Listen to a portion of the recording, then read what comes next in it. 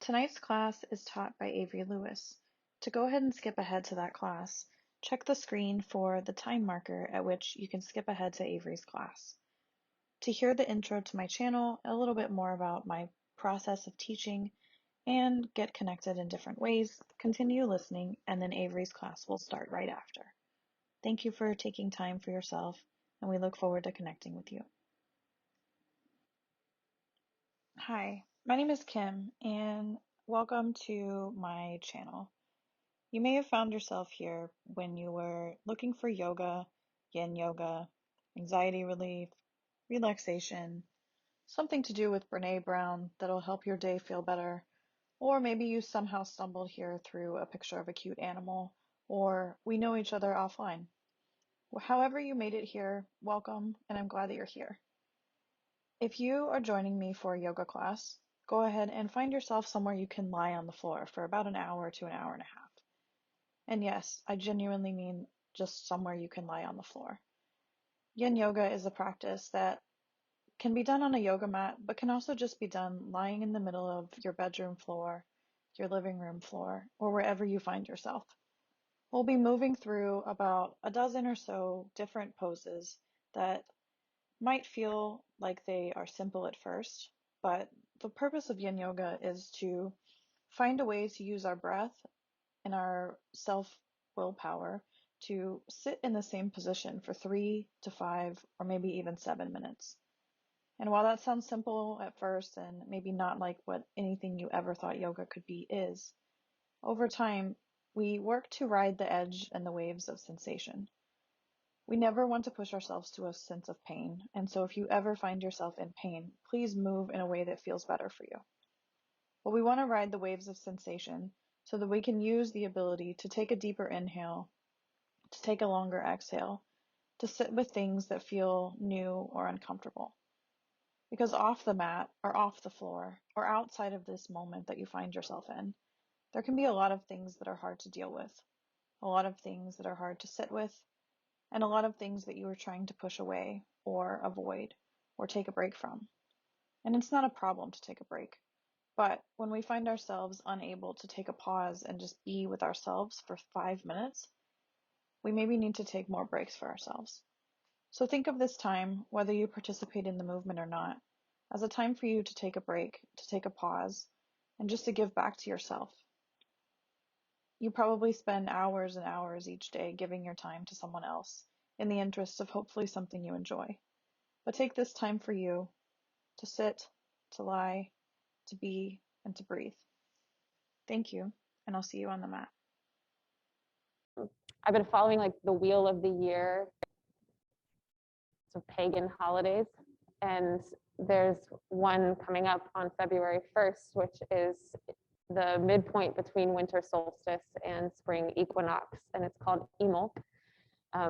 Imbolc, I-M-O-L-C. Sorry, I-M-B-O-L-C. And it means in the belly of the mother.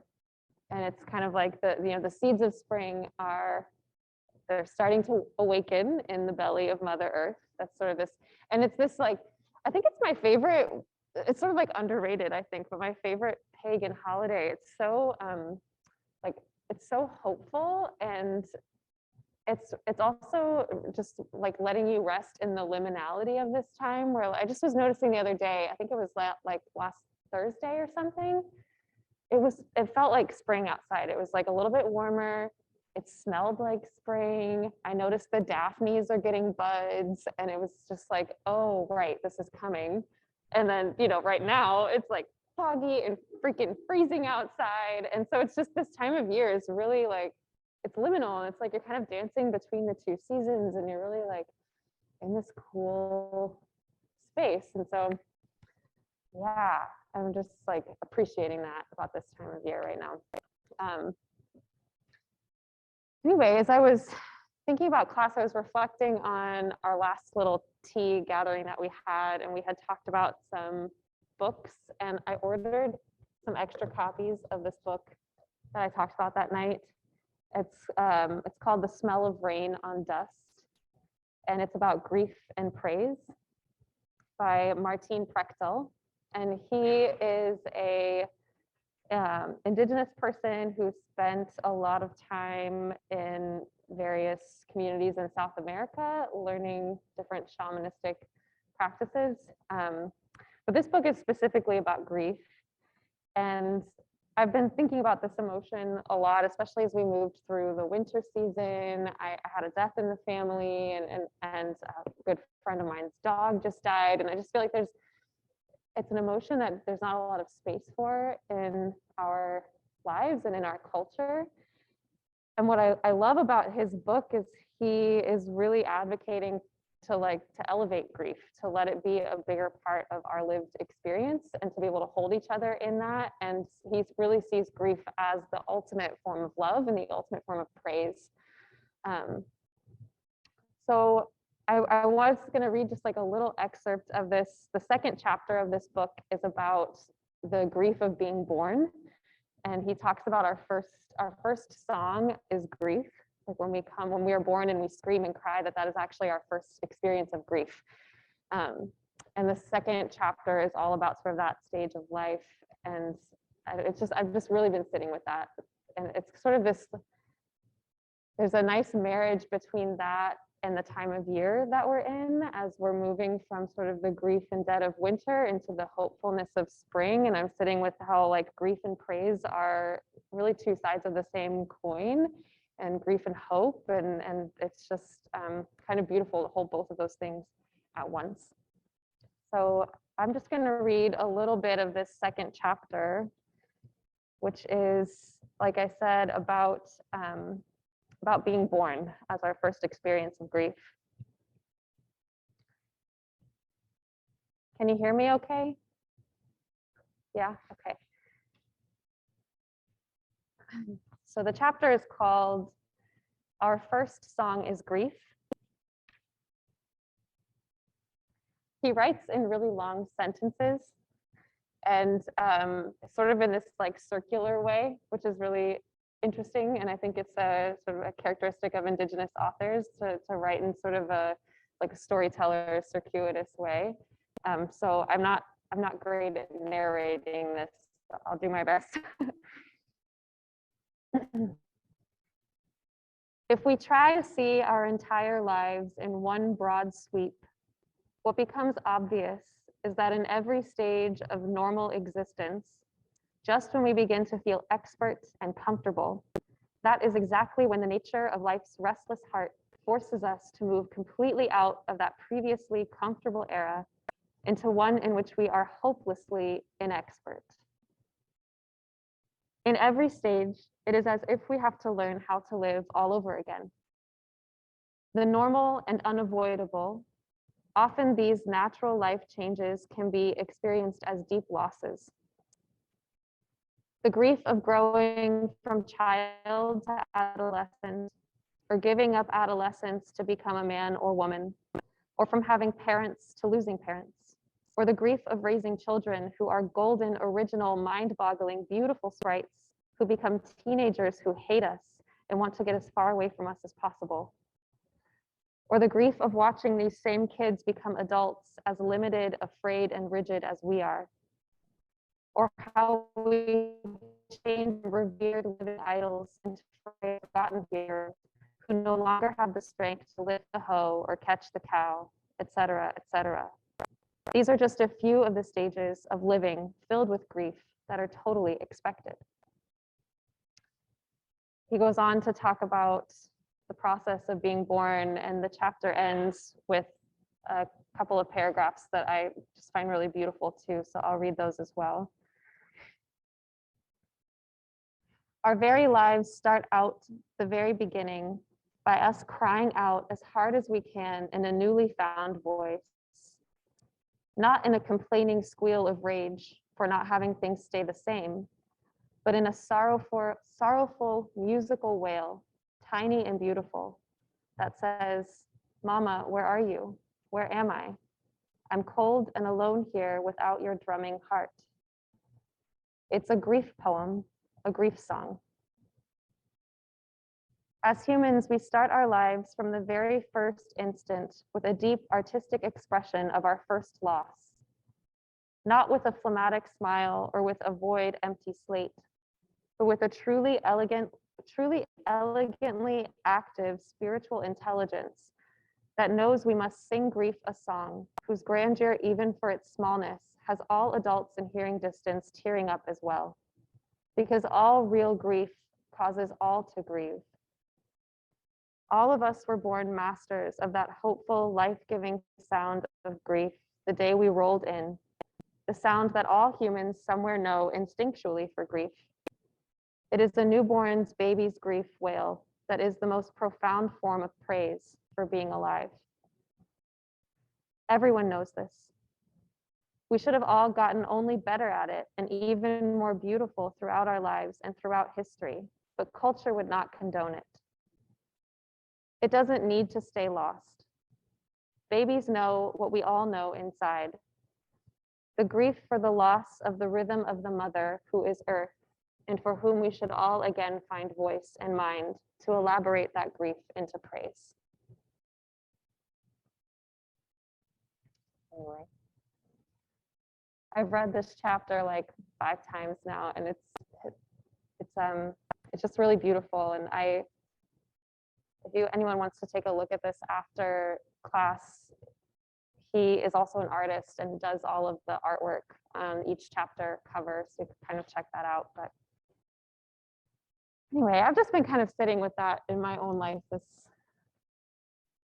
beauty of both of those feelings of grief and of praise. And I wonder if we had more space in life to express grief as love, if we might hold it better. Yeah.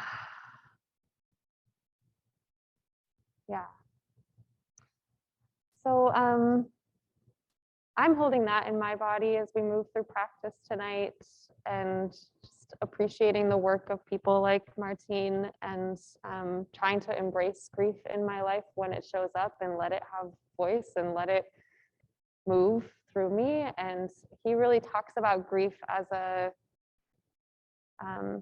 something we should give back to the earth, that it's our job to let it out and back into earth. It's our job to let the tears fall. It's part of the circle of all of it.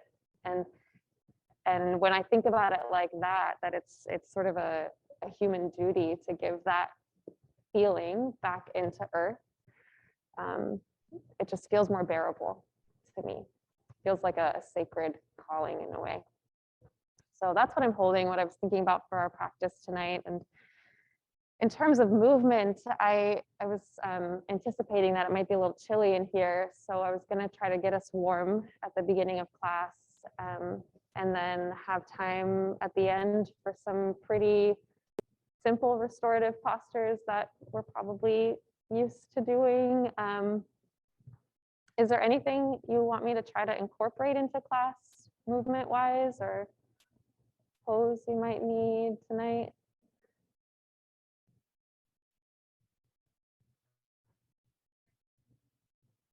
Shoulders, chest opening, okay. Yeah. Well, in that case, why don't we start on our backs with a bolster under our spine? You can turn the bolster lengthwise and lay back against it. Your legs can come out long in front of you, or you might do butterfly legs.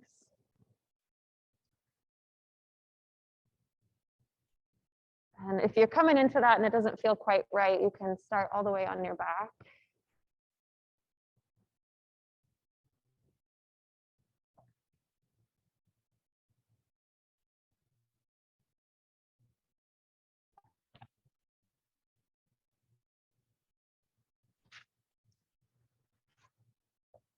It feels like such an appropriate posture to assume when we're thinking about grief. Grief and joy, and any emotion really, how much of that is really housed in our hearts.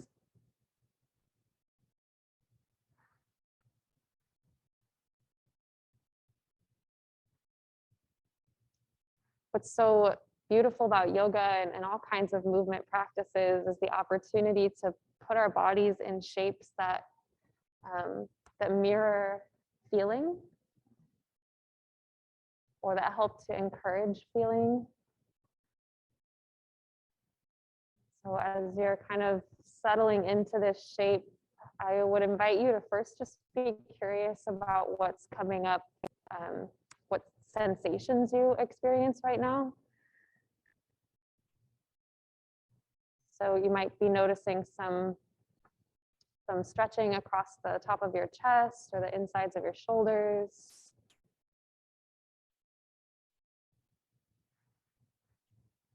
You might check in with your low back and notice if it's feeling like it needs a little more space. You could gently lift your pelvis and scooch it forward a little bit. Kind of really paying attention to any parts of your body that might be talking to you right now.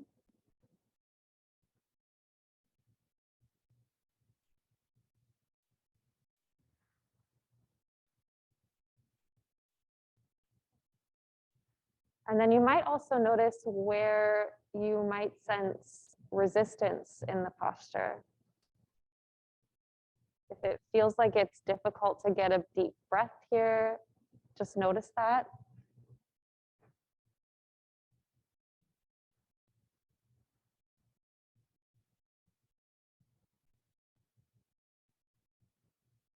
And see if maybe over the next several exhales, you can start to release any muscular tension you might be holding through the chest and arms into the support of the ground and the support of your bolster.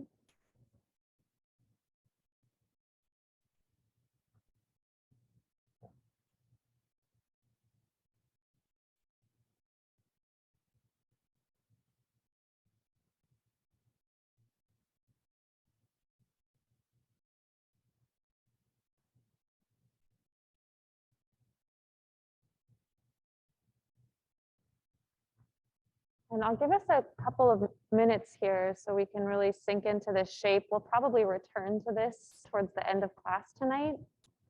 But while you're here at the beginning of the practice, I'll invite you to bring in some movement. So it might feel good to start making some like snow angel movements with your arms, reaching the arms out and up overhead.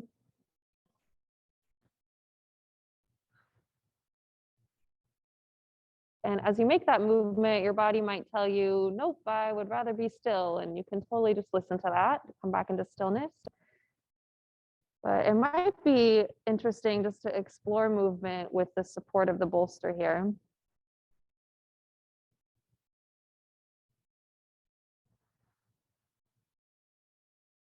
And if you are raising your arms up overhead, you could investigate how your breath has a little more space to move into the sides of your ribs there.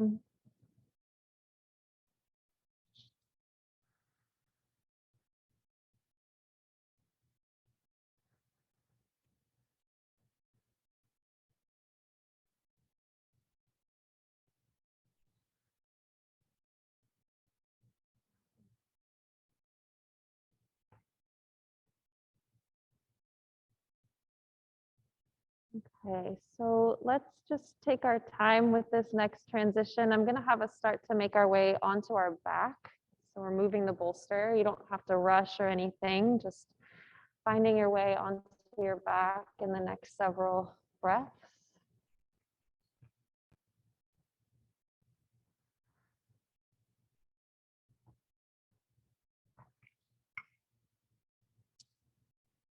And then as you're coming down into that shape, you can bring the bottoms of your feet to the floor so your knees point up towards the ceiling.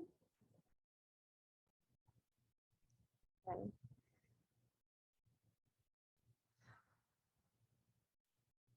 yeah, and then let's just do some windshield wipers here so you can heel toe your feet out so they're a little bit wider, maybe about as wide as your mat, and then let the knees fall side to side.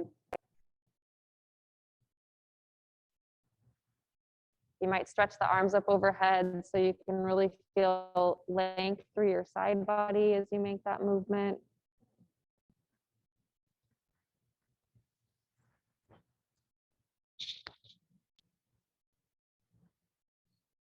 And then when you're ready, you can reach your feet up towards the ceiling.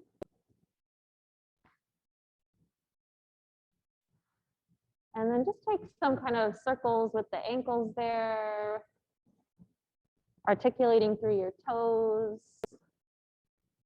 of kneading the air with your feet. Yeah, and then you can start to let your feet come to like a pretty neutral alignment. So they're just kind of hanging out there. And then try to push towards the ceiling with the inner arch side of your foot. So the inner side of the foot's gonna push up and the outer side of the foot is gonna draw down towards the floor. And then we're gonna try the opposite. So we're gonna push the outer edge of the foot up and let the inner edge of the foot come in. And then just go back and forth with that a few times. So inner edge points up and then outer edge points up.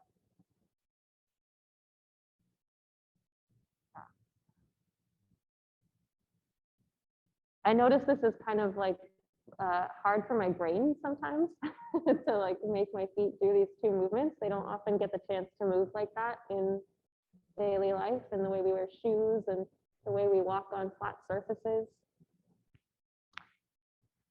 Okay. So then you can try to bring both edges of the feet up equally. So we're really flexing the feet here. The heels are pointing up, the toes are drawing down, and both the inner edge of the foot and outer edge of the foot are equally reaching towards the ceiling. So we've got pretty active feet. And then let's bring our fingertips to the base of the skull, elbows wide. And start to reach your sternum up towards the ceiling. You can use your hands to support your head. And we're just gonna make some sort of L shapes with the legs. So we're gonna drop one leg at a time. So nice and slow, let's drop the right leg down towards the floor. You got a big L shape of your legs. And the right leg will just hover maybe a foot or so above the ground. And then see if you can keep those really active feet here. So that leg that's extended has inner and outer edge of the foot reaching forward equally. Yeah, and then we're gonna switch. So go ahead and bring the right leg back up and let the left leg drop, pushing through inner and outer edge of the foot. And then just take that at your own pace. So just dropping one leg at a time. Try to move a little bit slow.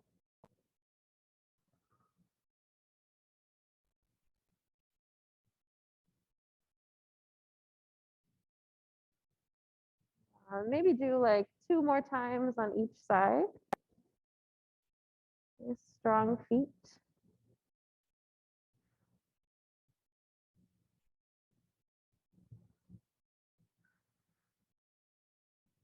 And then you can bring both feet back up towards the ceiling and draw your knees in towards your chest. Wrap your arms around your legs. And you can take a few rocks side to side here.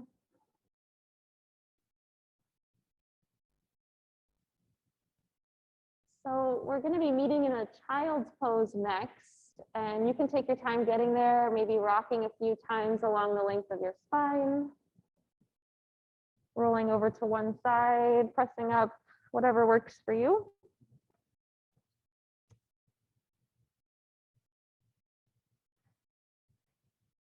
And as we come to a child's pose, I'll invite you to do this with your knees wide and your arms stretched forward.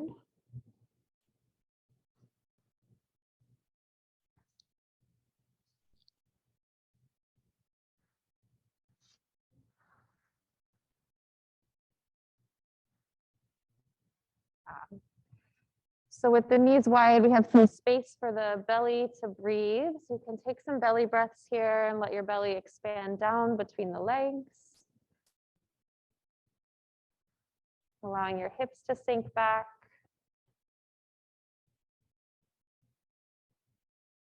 Skull heavy against the ground.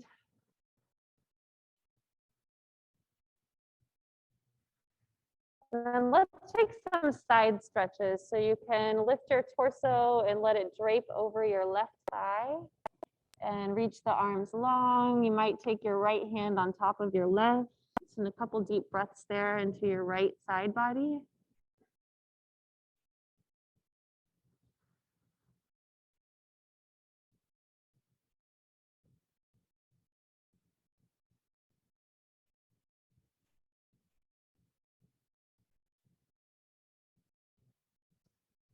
And then let's do that on the other side. You can just gently lift the torso, walk your hands around, let it drape over your right thigh. Maybe left hand comes on top of right this time, and a couple deep breaths into your left side.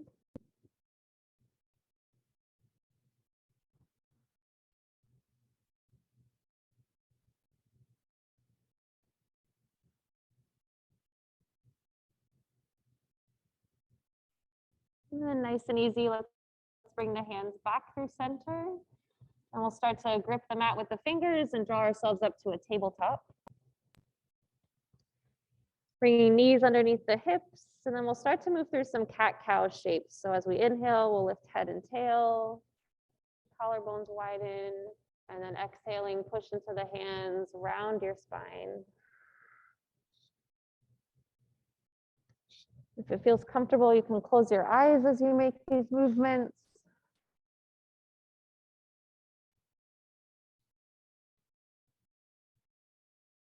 And then you might tap into your heart in this space, like the actual physical organ resting in between your lungs. And just notice how it's dropping down and forward as you come into cow pose, and then scooping up and back as you press into cat, rounding your spine. So there's this kind of gentle undulating wave of the heart, forward and back, forward and back.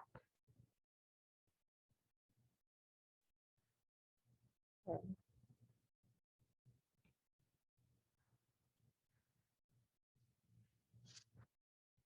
And then maybe you start to bring some other movements in. So you might reach your hips back towards one heel and then the other.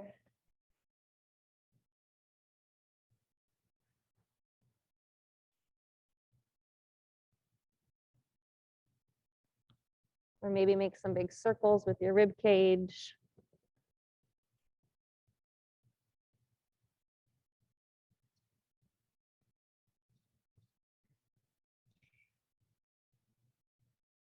And then slowly letting the spine come back to a nice neutral alignment. We'll come into a thread the needle. So we'll push down through the left hand. Inhale, reach the right arm high. And then exhaling as you sweep the right arm under the left.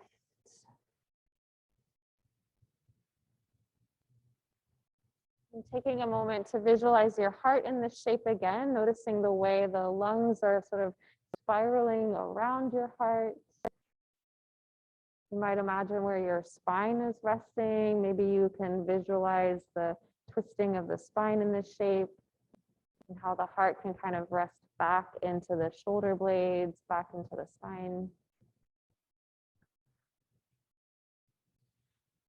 And then on your inhale, you can push down through the left hand, sweep the right arm high, opening the heart towards the side wall, and then exhaling that arm down. Okay, and we'll take the other side, pushing down through the right hand as you inhale, lift left arm. And exhale, threading the needle.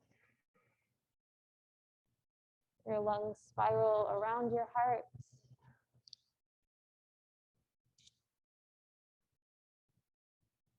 It can be interesting to take a deep breath in this twisted shape and just notice where your breath has room to move and where it doesn't.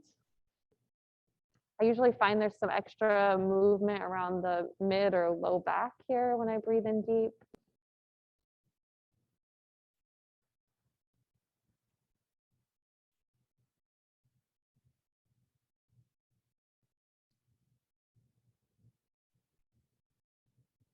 And then when you're ready, you can push down through the right hand. Inhale, lift your left arm. And exhale back. Good.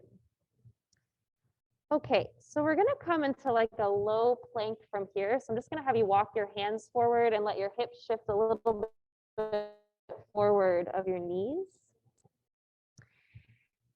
And just kind of preparing for other planks throughout the practice tonight. We'll start with this one that's supported, and you can always come back to this shape as well. So from here, draw your tailbone back a little bit and then scoop your low belly up. And then see if you can let the heart reach forward. And then the top of the head, the crown of the head reaches forward. So we're not looking up, but the gaze is pointed down. The way the back of the neck can be long. Good. And then we're going to take a couple of chaturangas here and push back up. So let's let this be an inhale shape here. And as you exhale, bend your elbows, let them kind of graze the ribs, just lower halfway, and then inhale back up. Exhale and lower. Inhale back up.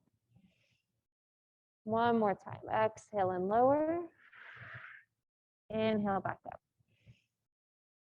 This time, exhale, lower all the way to your belly. Okay, and then untuck the tops of your feet. Let them press down into the floor. We're going to take 3 little cobras here. So as we inhale, we'll lift through the face, the throat, and the heart. And pausing here for just a moment, feel your shoulder blades drawing down your back, and then reach your tailbone back, low belly up. Okay, and then we'll exhale to lower heart, throat, and face. We'll do that 2 more times. Inhale to lift. Feel the shoulder blades draw down, tailbone back, and lower. And 1 more time. Inhaling to lift. Exhale to lower. Okay, let's press back to a tabletop and then downward facing dog.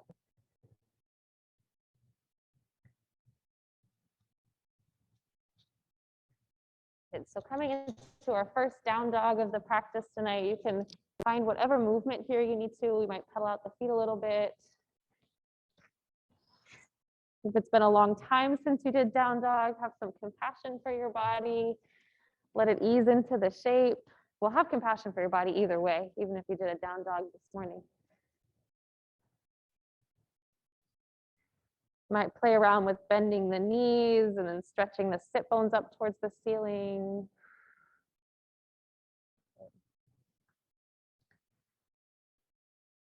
Okay, so we're going to do a little bit of shifting between down dog and plank pose next. When you feel ready for it, you can inhale, lift your heels, and shift forward to plank. Just as before, feel the tailbone reaching back, low belly drawing up. Yeah, that's your support. And then we'll inhale there, and then exhale, down dog.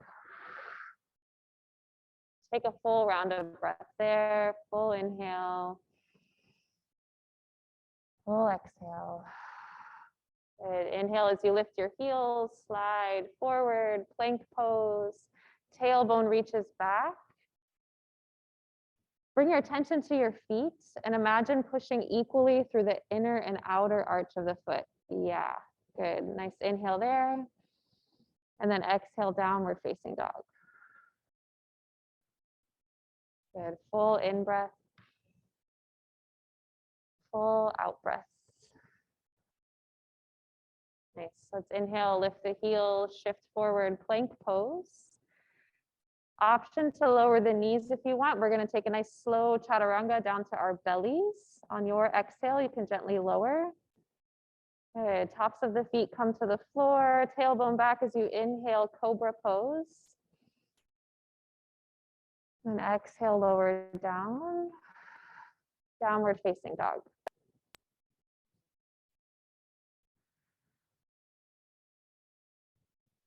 Good.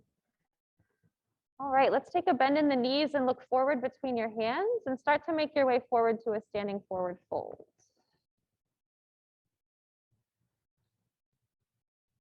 So let's let this first forward fold be pretty gentle. So we're going to let the knees bend generously. Yeah, you might take your hands to clasp, bring them to the base of the skull, and just let the weight of the arms release into the head, bringing a little traction into your spine.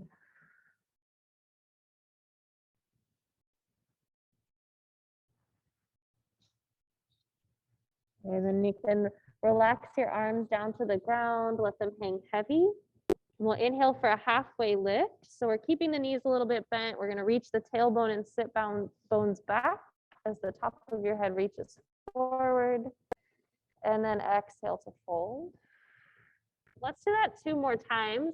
Think of this like a cobra pose. So as you inhale, you're lifting your head, your throat, your heart. There's a little like shining forward of the heart here.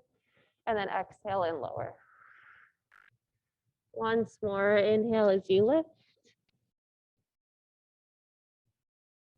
Exhale, lower. Good. Our next inhale, we're going to come to chair pose. So you can let your feet come back, arms can reach up. Good. And just feel into the strength of this posture and the heat of the posture. I was just in it for a second and my thighs are already feeling the warmth. Good. And then feeling for where your feet connect to your mat, so pressing through your toes. And then from that connection, from all that groundedness, we're going to push into both feet equally and rise up to stand. And then exhale, let your arms come down. Nice. Let's take a little bend in the knees. We're going to find some cat-cow shapes here. So bringing the arms forward to start, palms facing each other. We'll inhale as you widen your arms, reach your heart forward. You can bend the knees enough so you really get that nice arch through your spine. And then flip the palms. We're going to bring backs of the hands towards each other as you round. Chin can come down to chest. So let's do that a few more times. Inhale as you open. Exhale and round. Inhale and open. Exhale and round. Okay, go ahead and push into your feet, come up to stand. Arms can come down by your sides. And then we're going to inhale, sweep arms out and up. Let's grab the left wrist with the right hand, and then take a side bend over to your right.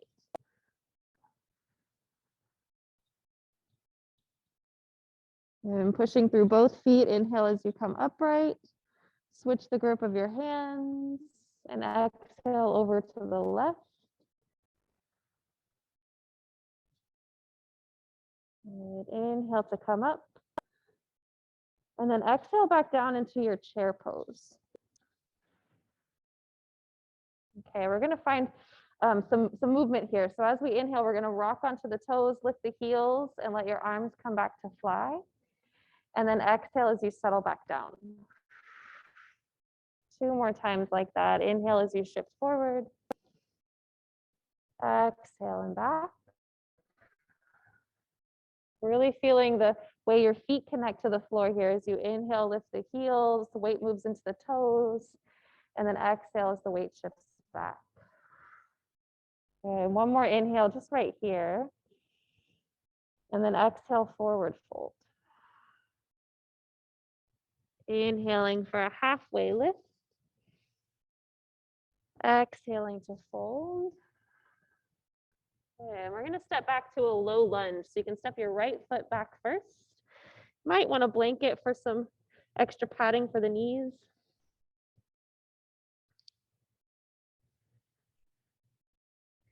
And then if you've got blocks tonight, you can place blocks on either side of that front foot.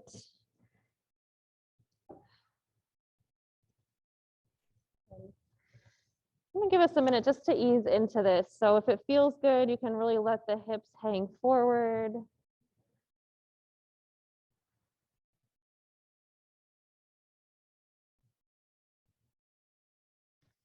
Notice if you're clenching your jaw and see if you can bring a little space between the rows of your teeth and let the tongue be wide and soft.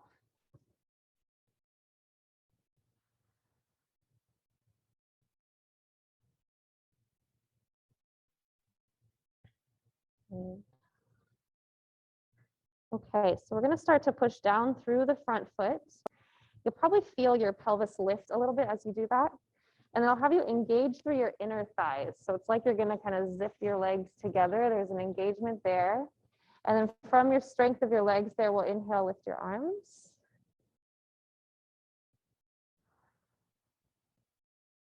There's an option to stay here if you'd like, or you can take the hands to clasp and bring them to the back of your head. And then just push your head into your hands. So just trying to kind of wake up the muscles along the back of the neck, the upper back. And then keeping those muscles working, you can release your hands, reach them back up towards the ceiling. Soften the shoulders. Let's take an inhale here. And then exhale to twist to your left. You can bring the right arm forward, left arm back. Inhale back through center. And then you can take your hands down to your blocks, set your blocks aside. We're going to step back to downward facing dog.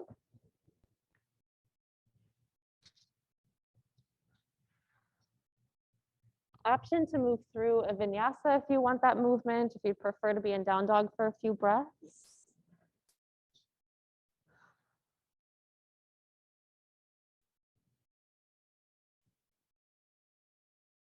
And then when you feel ready, you can take a bend in your knees and make your way to the top of your mat, standing forward fold. Inhale for a halfway lift, long spine.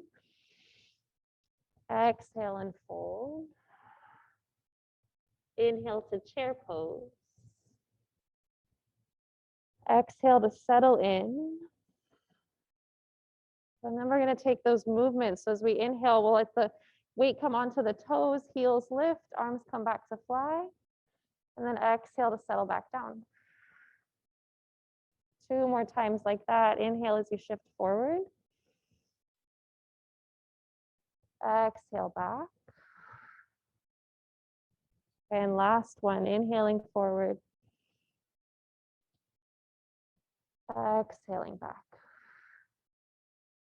Inhale here. Exhale and fold. Inhale, halfway lift. And exhale, fold. Let's take a lunge on the other side. So the left leg steps back this time. And giving yourself a moment just to get set up, bringing blocks to frame that front foot. If it feels nice to let the pelvis hang forward for a few breaths, you can do that, bringing a little extra space into your hip flexor.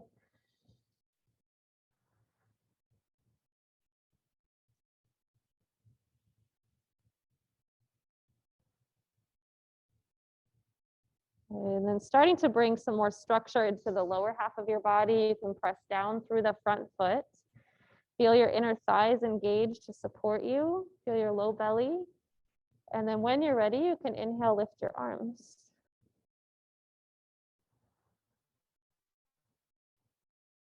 Yeah, and then maybe you pause here, or maybe you take your hands to clasp at the back of your head once more. Gently press your head into your hands. Feel the neck muscles waking up, the upper back waking up. And then from there, we'll inhale, lift the arms. And then exhale, twist to your right. Left arm comes forward, right arm back.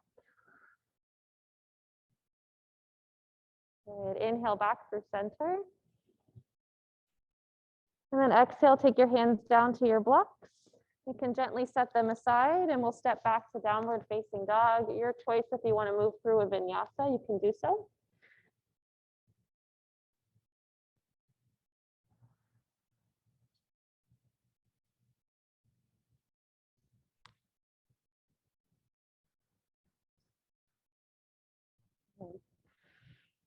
We're going to meet in a standing forward fold at the top of the mat. So you can take your time getting there, maybe walking the feet forward or hopping the feet forward.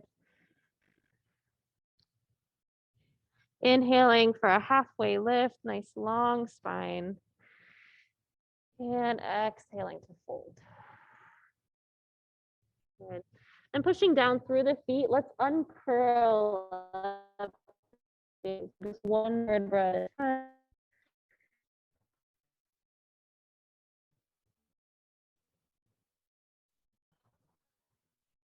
Okay, so this marks about the midway point of our practice. So I'll invite you just to check in for a moment. Feel your feet pressing into the floor. Notice where your body is in space.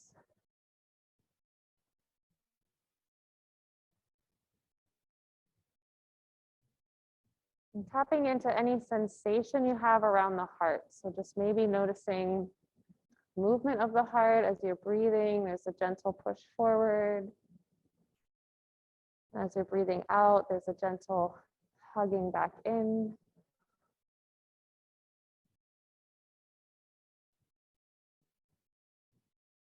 So the heart, the actual organ of your heart, gets to kind of Just ride your breath. There's like a little wave of breath that supports it.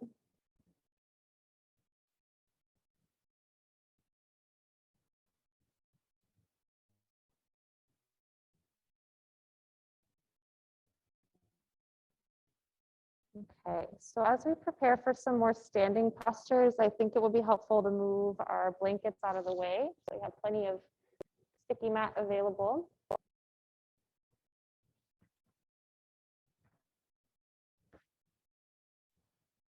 Good. And then you want to have blocks just kind of handy. You might want them in some of our side facing postures, so just keep them nearby. And then coming to the top of your mat to Tadasana, we're going to come back to a chair pose. I am going to have us be coming into a twist from there. So I'm going to take my feet a little bit narrower than I might normally. And then as you're ready, we'll sit down into chair. You can let your seat come back. And let's take palms together at the heart. And just for a moment, press your hands together. So there's actually some movement happening there. You're really pushing your hands into each other. And feel how that wakes up the muscles of your arms. Okay, and then you can soften that press just a little bit. So your arms are awake, but there's not too much tension holding there. And we'll take a nice big inhale here. And then exhale, let's twist to the right. So we're going to bring the left elbow down towards the right knee. You might have to sit a little deeper. Okay, so we're going to try to step back into a lunge pose from here. We've done a lot of work with our feet today, so let's start to shift some of your weight into your right foot and just come up onto the toes of the left foot. Good, and then you can either take a bunch of little baby steps with that left foot back or one big sweeping step as you settle into this prayer twist. And then coming back to what we talked about at the beginning of class, can you press equally through the inner and outer edge of that back foot? And you might notice that when you do that, your heel wants to lift a little higher. So you're really feeling the strength of your back leg. And then rooting into the strength of both legs, let's inhale, unwind, reach your arms up towards the ceiling.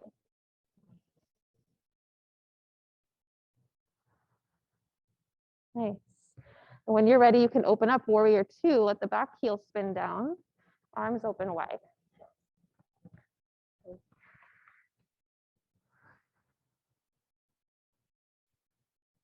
Okay.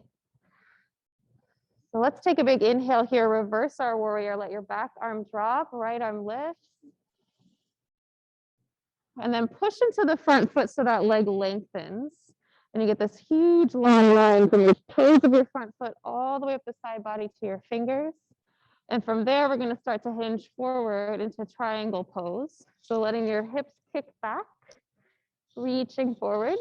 And then maybe your hand finds a block that's down there or your shin. And then the other arm stretches up towards the ceiling. So sort of a twisted shape here. You have your ribs and your lungs wrapping around your heart to open you to the side. And then we're going to reach that top hand up toward the ceiling, come back, warrior two. Big in breath there. And then out breath as you cartwheel your arms around, frame your front foot and step back, downward facing dog. Or if you want to move through a vinyasa, you can do that too.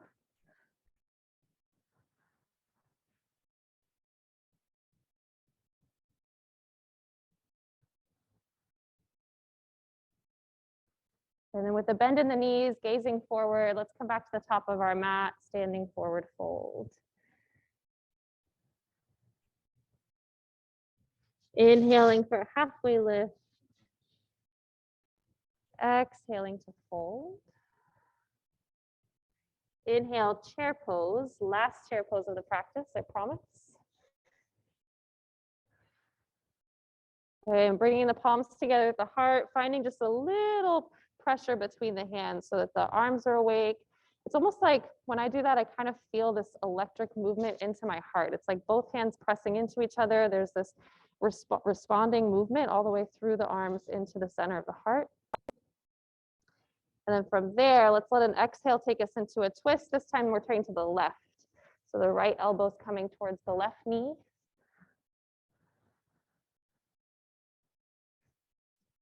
Okay, then feeling into that left foot, we're gonna start to shift our weight into that side, lift the right heel, and then maybe you take a bunch of little baby steps with that right foot, or maybe it's one big sweeping step back as we settle into this prayer twist.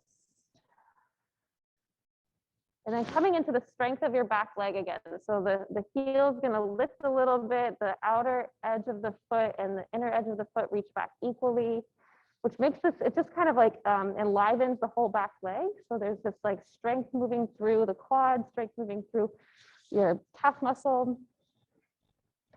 And then inhale, we'll unwind, reaching both arms up towards the ceiling.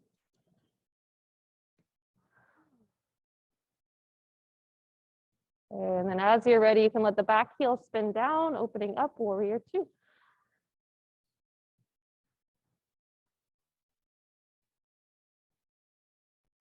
Okay. On your next inhale, you can come to reverse warrior, letting that front arm reach up towards the ceiling, back arm drops. And then push into the front foot, lengthen that leg, feel the long line between your floating fingers all the way down to your front toes. And from that long line, we start to tick-tock forward into triangle pose. The hips are going to kick back. That front arm will find a shin or block, the other arm towards the sky. Feeling the rotation of your whole upper body around your heart. And then we reach that floating hand up towards the ceiling. That brings us back to warrior two. Big inhale there. Exhale, cartwheel your arms around, framing your front foot, and we'll step back, downward facing dog. Your choice to find a flow if you want to bring a little extra movement in.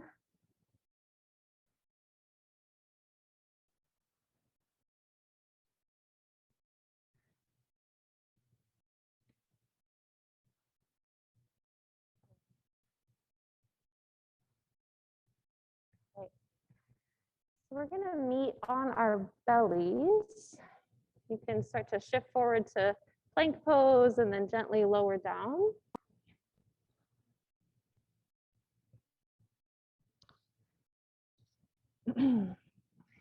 Okay.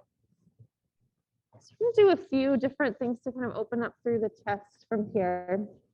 It's going to be important to stay connected to your legs as you do this. So let's just start by bringing our awareness to the tops of the feet and see if you can press down through the pinky toe side of the foot and the big toe side equally. And then feel your tailbone reaching back. So that movement of the tailbone reaching back just keeps the low spine long. There's a tendency to kind of crunch up there. So it just helps to keep some length through the low back. Good. Okay, let's take the fingers out a little bit wider than our shoulders and come up onto our fingertips. And then we're going to keep the right fingers in the sort of spider shape and bring the left hand down to the ground. So you've got like a cactus arm against the ground. Yeah. Then pushing into the right fingers, start to let your weight roll towards the left side. If it feels good to let your lower half roll with you, you might feel your right leg lifting away from the ground.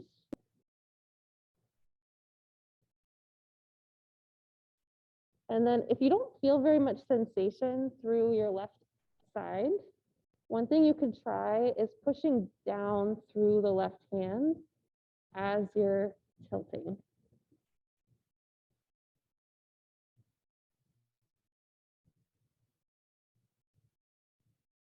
And let's gently come back through center. We'll find that on the other side. So this time we're taking the right palm to the ground, coming onto left fingertips, and then gently rolling towards the right. Maybe your legs follow.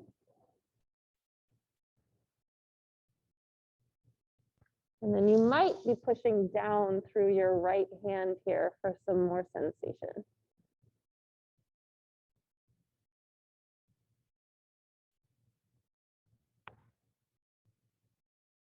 And then carefully, let's come back through center. Okay.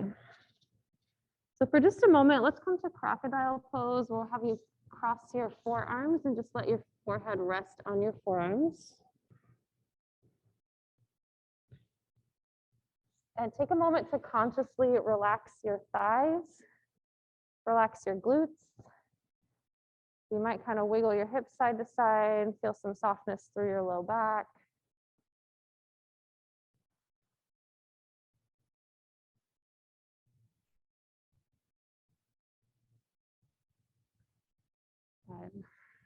Okay. So let's come to locust pose. We don't do this very often in this class, so we'll just do kind of a gentle version of it. We'll start by bringing the hands back by your sides.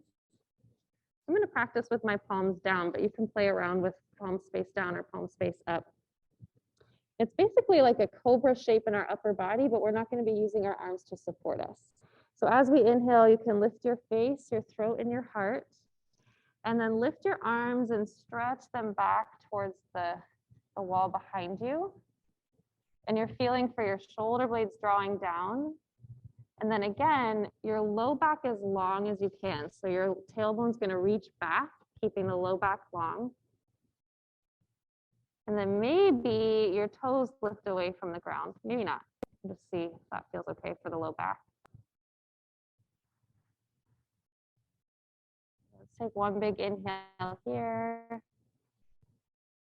And then exhale and release that, and just take one side of your face down to the mat. Relax through your legs, relax through your glutes.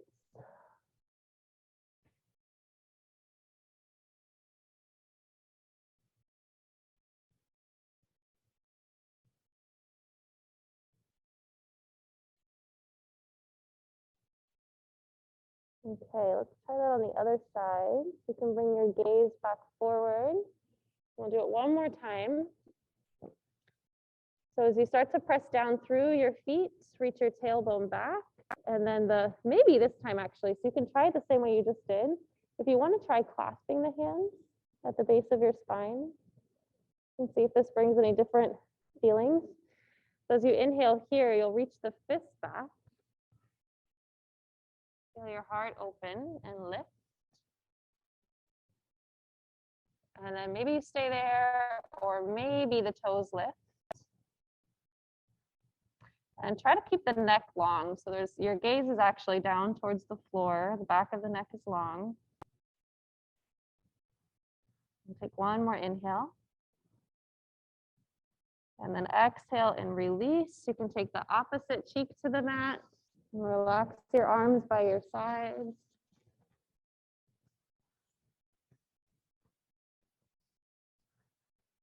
Take a few deep breaths. Try to breathe some space into your low back.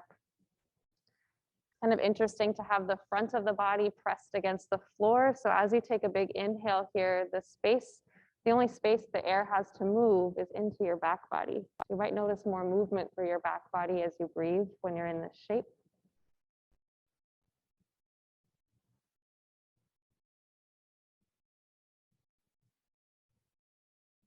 And then let's bend the knees and bring your feet up towards the ceiling. And then just kind of let the feet flop side to side, windshield wipering the knees back and forth from here.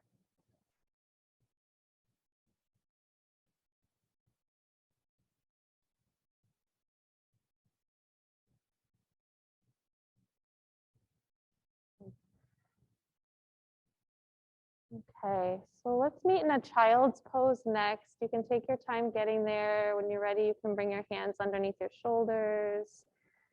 Press up to tabletop. It might feel good to find a few cat-cows or just kind of move around in ways that feel nice for your body.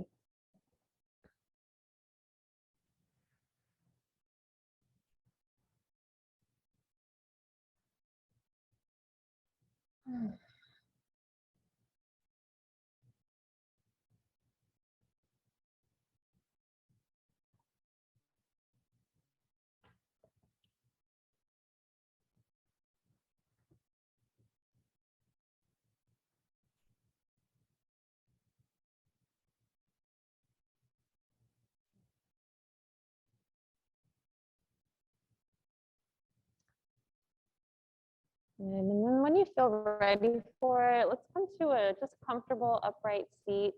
You can sit on blocks if you want, or use your bolster. Just take a moment to kind of check in before we settle into the restorative part of our practice tonight.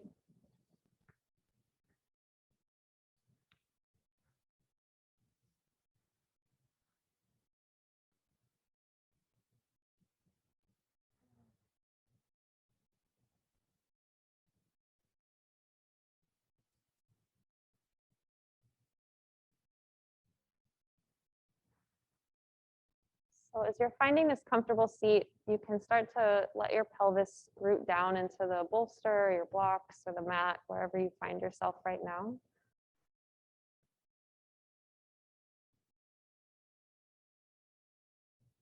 And then with your awareness, try to feel into each leg. So you're like really inhabiting both of your legs, that they feel connected to your body.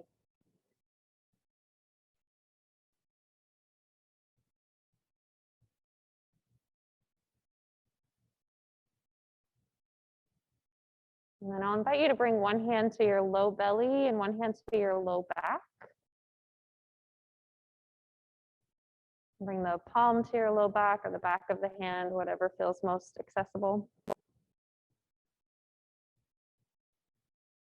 And see if you can breathe into your hands. So you're really filling the sort of cradle of your pelvis with your breath, which of course can't actually happen anatomically. The breath just goes into the lungs. But there is this reverberation of tissue as the body expands to make space for your lungs to grow with breath. So as you breathe in, it can feel like you're actually breathing down into your belly.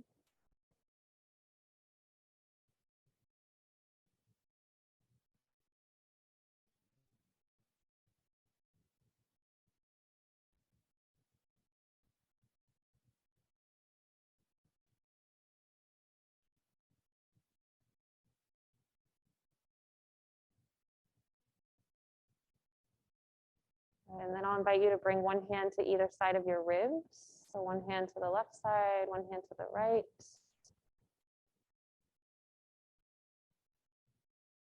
And feel how wide you can breathe, side to side.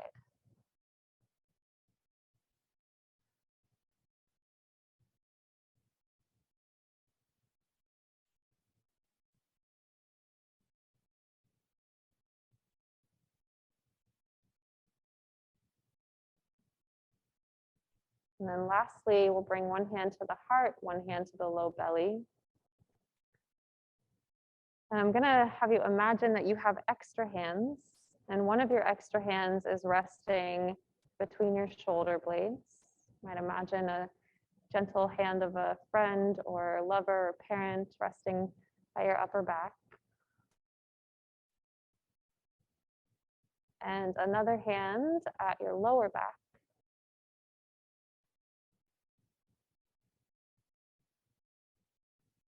And then see if you can breathe into all of those hands equally. So you're breathing into the back body as much as your front body. You're breathing into the chest and the belly and the ribs.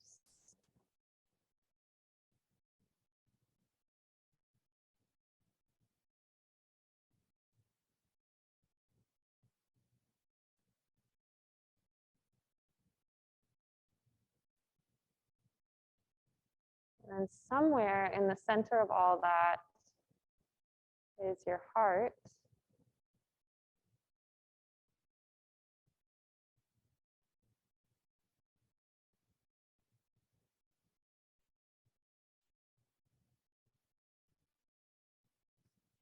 We've talked about this a little bit in this class before, but in Chinese medicine, the lungs are representative of the emotion of grief.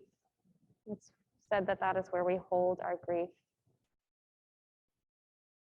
And it's also said that the heart is where we hold our joy.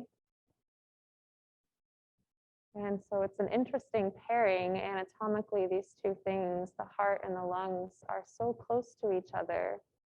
They're so a part of each other and dependent on each other, the lungs and the heart, our joy and our grief.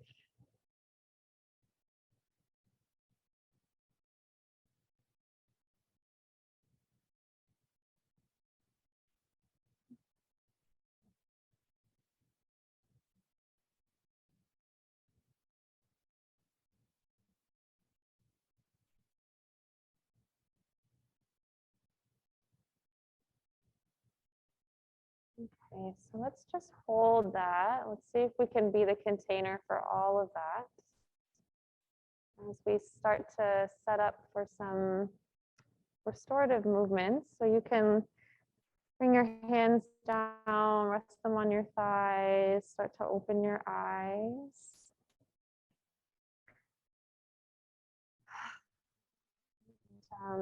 Yeah, let's go ahead and build our first pose. So I'd like to take us back to where we were at the beginning of class, but if you want to use your blocks this time, you can set your blocks up to support the bolster. So we're going to spend a little bit more time here than we did earlier. So I'm going to make kind of stair steps with my blocks, one at the low setting, one at this sort of medium setting. And then allow the bolster to lay across those so you've got more of a ramp shape.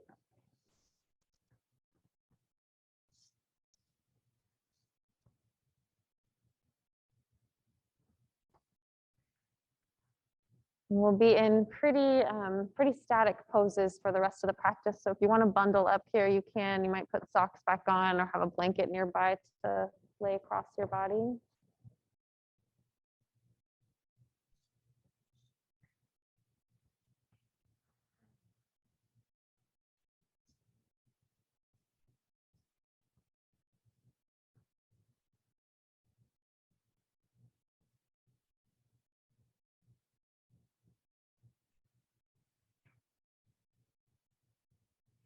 Okay, and then when you feel ready, you can just start to lean back against your bolster. And then you can choose where you want your legs to be here. It might feel good to keep the feet planted against the floor. That could feel really grounding, and just let the knees come up towards the ceiling. Or it may feel better to open up through the legs into a butterfly pose, so feet together and knees wide. Or you might just let the legs be long. They might just come lay in front of you nice and long.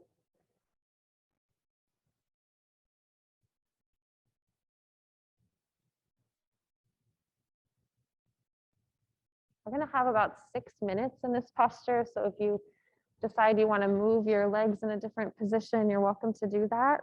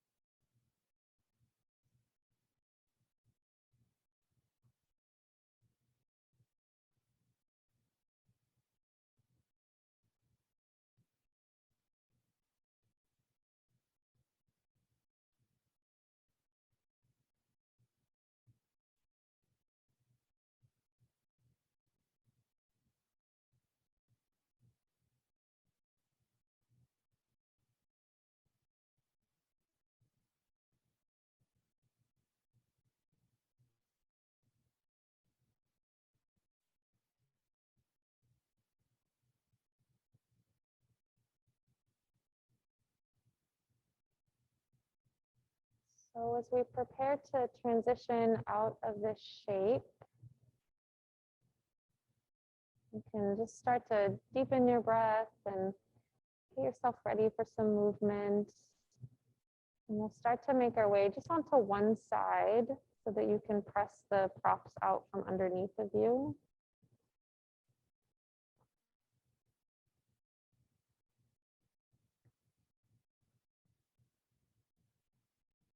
And we're coming to a supported side lying posture next. So you can come over, let's start on our right side.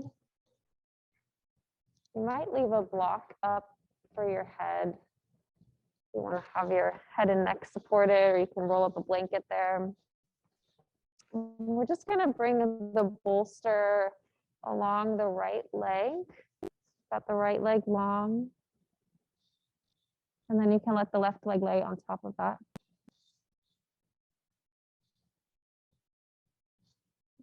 We'll have a few minutes on each side, so not a ton of time, but enough time to settle in and let that top leg get nice and heavy against the bolster, head heavy against the block or the blanket.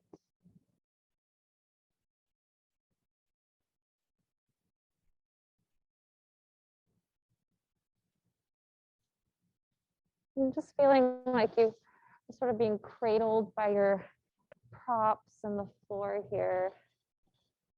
You're supported by the space around you.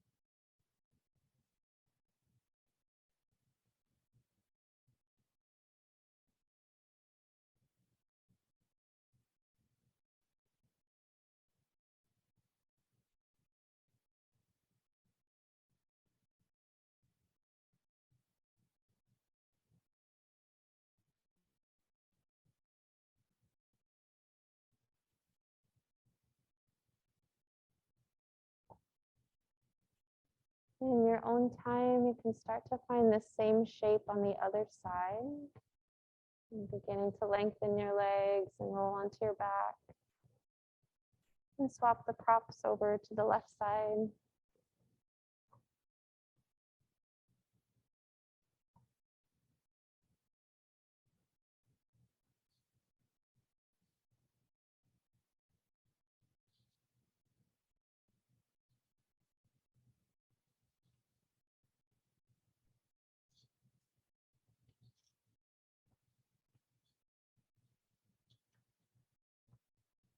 And as you settle into this side, allowing your right leg to rest heavy.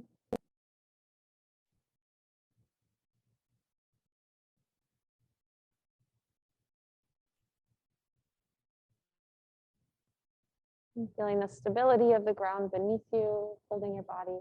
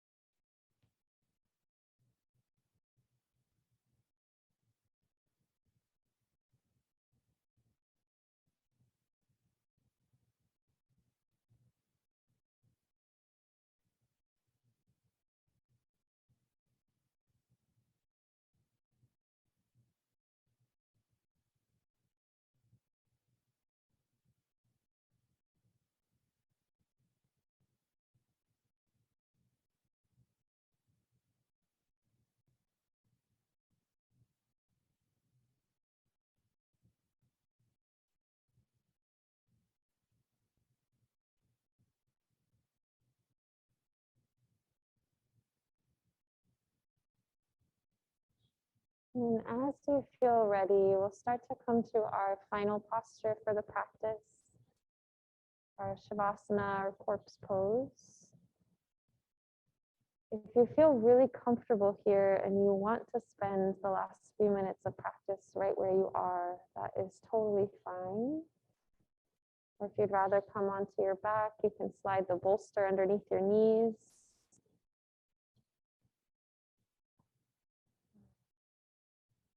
Of course, if there's any final movements you want to make, maybe bringing your knees into your chest or taking a twist, that's always a nice option.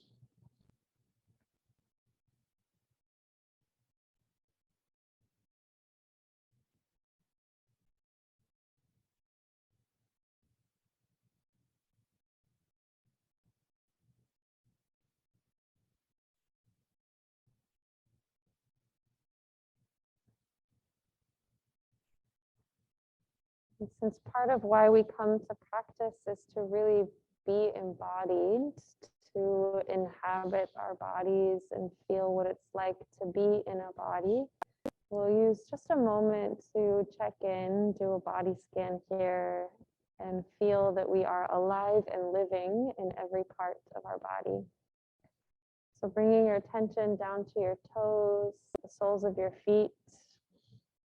Feel yourself living in your toes. Feel yourself living in your feet and in your ankles and in your lower legs.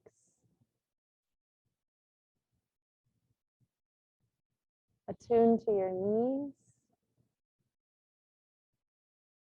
your upper legs, the thigh bone, the muscles around the thigh.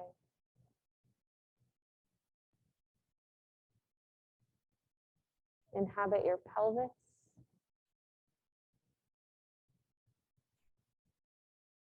Your low back and your low belly.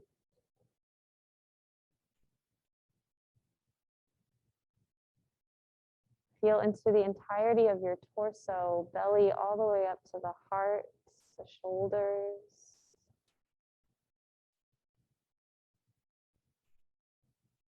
Notice your back body, the back of your torso, your shoulder blades.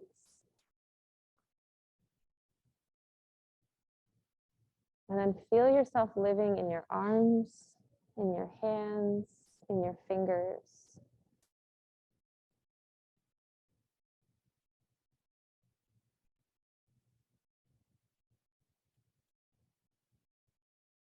Inhabit your neck, your throat, your voice.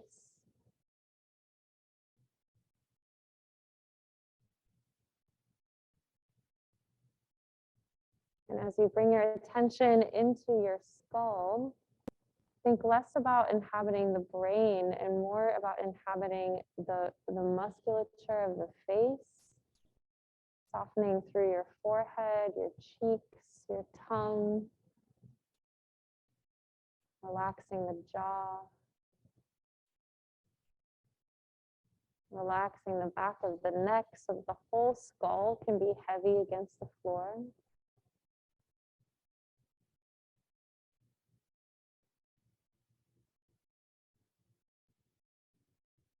And finally, inhabiting your breath. Feel that your breath is a part of your body.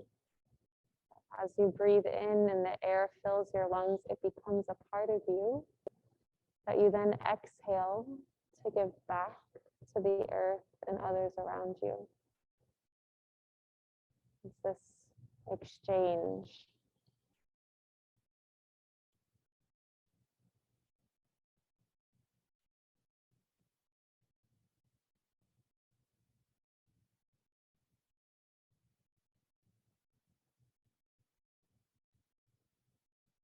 And relaxing into this last posture, you can release any control of your breath and just let it come easy.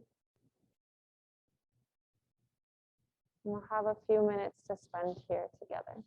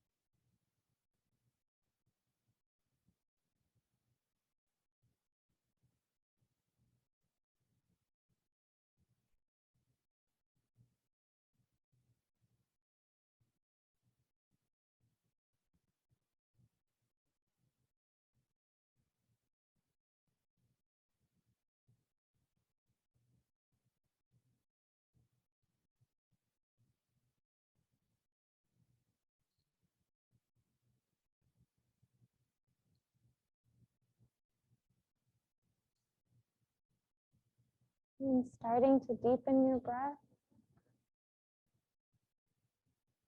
Letting your lungs fill, expand.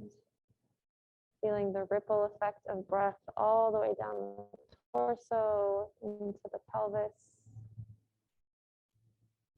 Maybe you can sense and imagine what breathing all the way down the legs and into the toes might be like.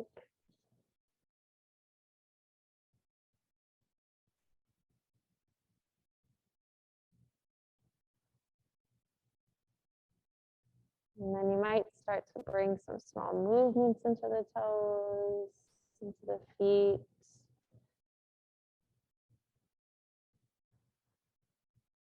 Maybe letting the head just gently rock side to side, massaging the occipital muscles at the base of the neck.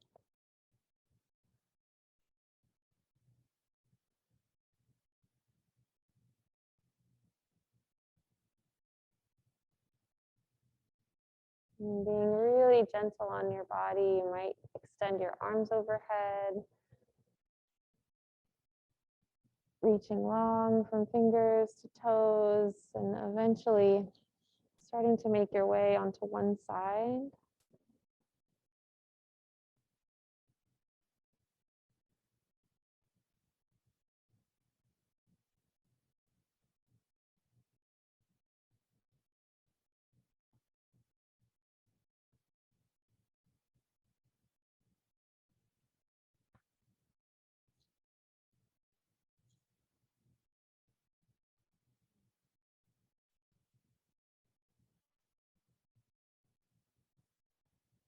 And then carefully using your arms to support you, beginning to make your way up to an upright seat.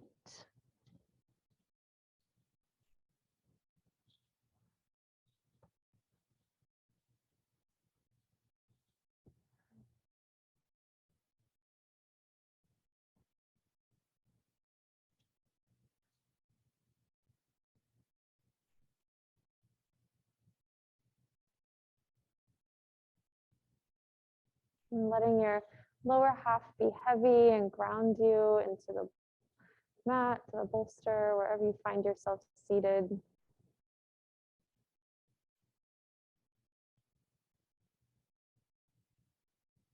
And letting your spine grow, rising tall from your pelvis.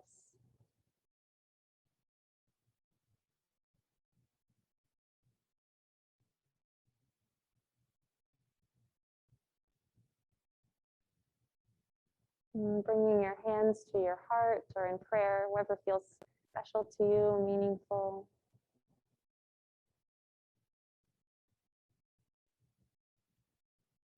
I offer gratitude and praise to the lineage of yoga, and to our earth and the native communities that have stewarded the earth for generations.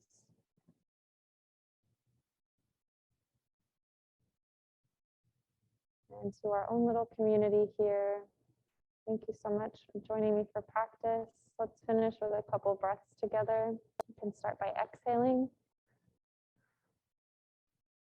You can inhale into your heart. And exhale. One more time, inhaling. And exhaling.